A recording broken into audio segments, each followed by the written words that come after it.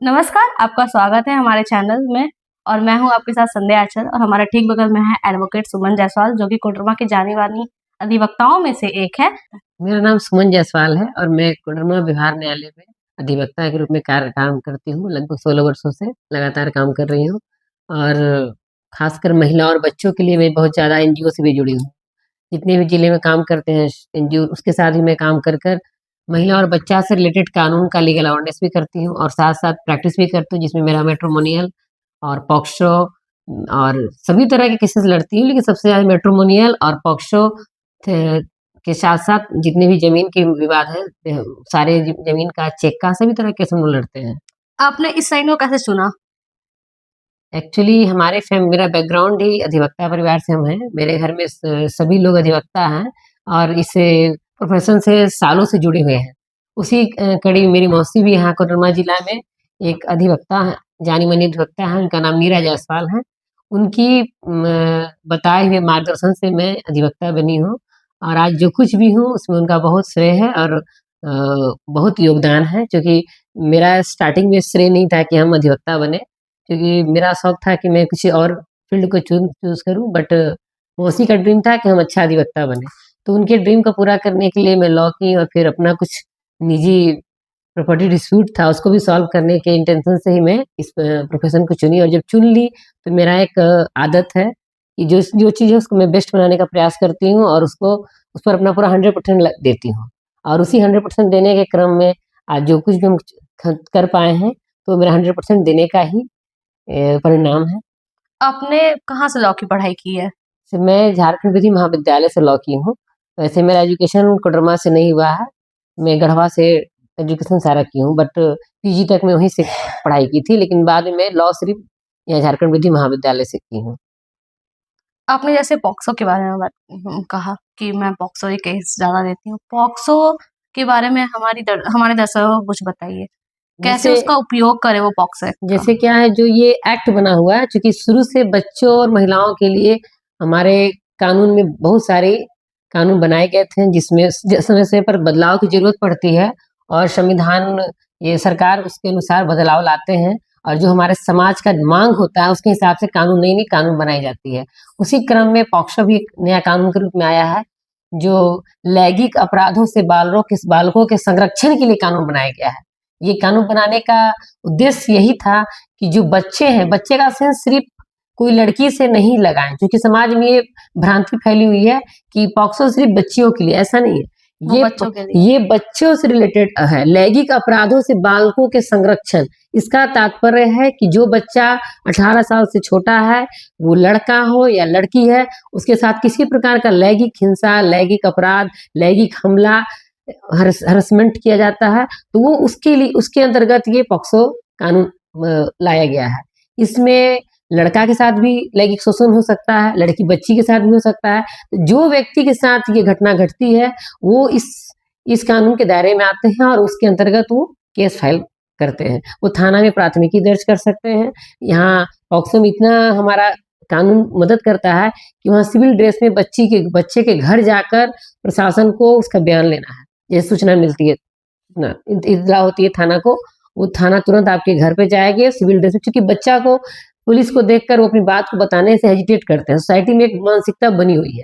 उसको कम करने के लिए इसमें प्रोविज़न बनाया गया है कि जो प्रशासन होंगे सिविल ड्रेस में जाकर उस बच्चे से उसका बयान दर्ज करेंगे और तब उसके पर कार्रवाई की जाएगी। और उसके लिए एक न्यायालय भी बनाया गया है, स्पेशल कोर्ट है पॉक्सो कोर्ट। सभी कोर्ट में स्पेशल पॉक्सो कोर्ट बनाया गया है, उसी वो ट्रायल को चलाया जाता है और उसी ट्रायल को फास्ट तरीके से चलाकर उसको सजा करने का प्रोविज़न है। अगर बहुत सारे कानून में ऐसा है, जैसे किसी बच्चे को लोग तो खाली मेरे के लैंगिक शोषण, आप हमेशा बलात्कार का शब्द का इस्तेमाल करते हैं, लेकिन इस कानून में लैंगिक शोषण शब्द का प्रयोग किया गया है।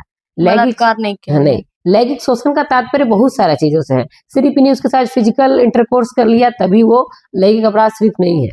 उसके साथ अगर कोई वीडियो रिकॉर्डिंग कर रहा है, उसका गलत वीडियो बना के बच्ची के साथ चैटिंग कर रहा है, या फिर पॉर्न फ़िल्म दिखा रहा है, 18 साल से नीचे का बच्चा, लड़का हो या लड़की, उसको कोई बड़ा व्यक्ति, तो भी पॉक्सो के दायरे में आते हैं। या उसके साथ कई बार ऐसा होता है कि आप घर से बाहर चले गए, आपके बच्चों को कोई आपके पार्ट को टच कर रहा है गलत नियत से, उसके लिए पॉक्सो 18 साल से नीचे अगर है तो उसके अंतर्गत भी आएंगे। अगर कोई पुलिस प्रशासन के द्वारा बच्चा गया है, उसके साथ गलत कर दिया गया, तो उसके पर भी कार्रवाई करने के लिए इस धारा में प्रोविजन बनाया गया है। इसका उद्देश्य सिर्फ यही है कि हमारे समाज के जो बच्चे हमारे भविष्य हैं, उनके साथ ये लैंगिक शोषण ना हो, उसको रोकने का प्रयास किया गया है।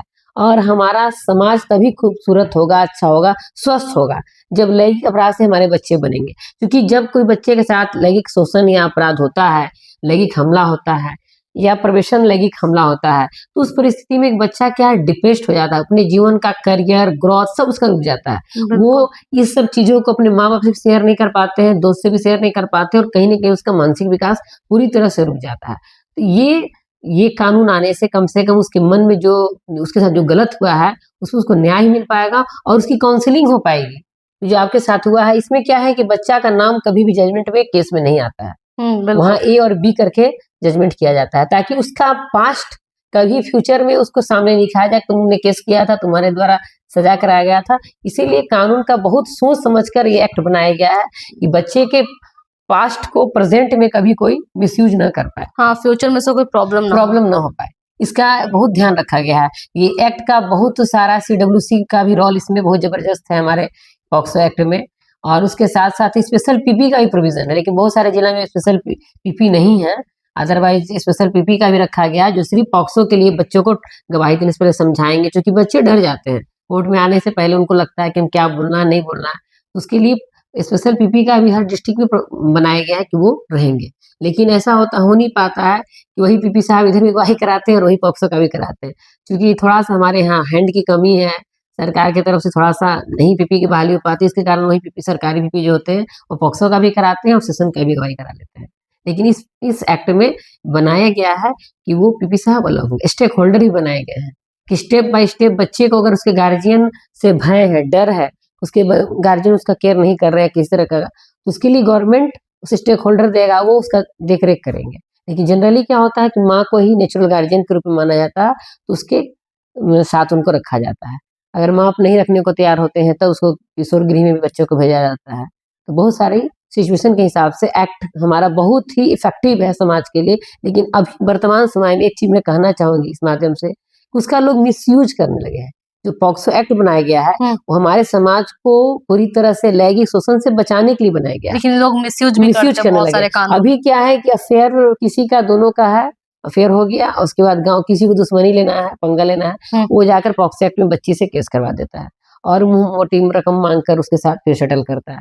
ये समाज को मैं कहना चाहूंगी, इस पर भी कार्रवाई होगी, गलत चीज है, ये नहीं करना चाहिए। ये एक्ट का मोटिव सिर्फ हमारे समाज में जो जिसके साथ घटना घट रही है, लैंगिक शोषण हो रही है या फिर कंसेंट से ही क्यों नहीं हो रही। इसमें एक चीज और है, लोग बोलते हैं कि उसकी इच्छा से ये चीज हुआ था। 18 साल से नीचे के जो बच्चियां हैं, जो लड़के हैं, उसकी इच्छा से भी अगर लैंगिक शोषण उसके साथ हो रहा है तो भी अपराध की कैटेगरी में आती है, वो अपराध है, क्योंकि उसको समझ नहीं होता। 18 साल से नीचे के बच्चे को ये पता ही नहीं होता है उसके साथ क्या हो रहा है, और वो उसको डिफेंड नहीं कर सकता, रोक नहीं सकता। तो इसीलिए इस एक्ट का मोटिव यही है कि हमारे समाज में लैंगिक शोषण को, क्योंकि अधिकतर लैंगिक शोषण आज के परिवेश में बहुत ज्यादा मात्रा में हो रहा है। आपके ड्राइवर हो, गाड़ी वाले हो, लेके जाते हैं बच्चे को स्कूल, आपको उसमें पेरेंट्स को ध्यान देने की जरूरत है। आपके अगल बगल जितने पॉक्सो मेरे पास आते हैं केसेस, या और लोगों के पास भी केसेस जाते होंगे, ये नोटिस करेंगे कि वो अधिकतर उनके फैमिली मेंबर ही होते हैं जो बच्चे के साथ प्रवेशन लैंगिक हमला करते हैं। न्यूज में तो आए दिन यही सब चलता है। या उसके रिलेटिव होंगे, उसके मामा जी हैं या फिर मौसा जी, कोई रिश्तेदार है, पड़ोसी हैं, क्योंकि कोई बाहर का अपराधी कभी भी बच्चे के साथ लैंगिक हमला नहीं करता है, लैंगिक प्रवेशन लैंगिक हमला नहीं कर पाता। वो अक्सर करते हैं उनके आसपास के लोग। तो एक माँ बाप को भी एक इस माध्यम से बोलना चाहेंगे, या तो आपके बेटा है या बेटियां हैं, उसको आपको भी ध्यान देने की जरूरत है, किसके साथ मिल रहा है, किसका वो इंटरेक्शन ज्यादा हो रहा है। और बच्चे को भी सभी चीजों के बारे में बताएं, किससे क्या आपके साथ गलत हो सकता है, गुड टच बैड टच, और आपके रिलेटिव में कौन से कैसे, उसको सिक्स सेंस हर बच्चों के पास होता है, वो समझता है कि मेरे साथ क्या कर रहा है, खासकर लड़कियों के पास होती है। तो उसको पहचाने और समझे, अगर दिक्कत है तो वो फ्रेंकली अपनी माँ को बता पाया कर। इतना ज्यादा अपने बच्चे के साथ आप क्लोज रिलेशन बनाइए, ये नहीं कि आपके साथ बच्चा भागे और उसके घटना घट रहे हैं और आपसे बता नहीं पा रहा हो। आपने सुना एडवोकेट सुमन जायसवाल को। हम मिलेंगे अगले वीडियो के साथ, तब तक के लिए नमस्ते।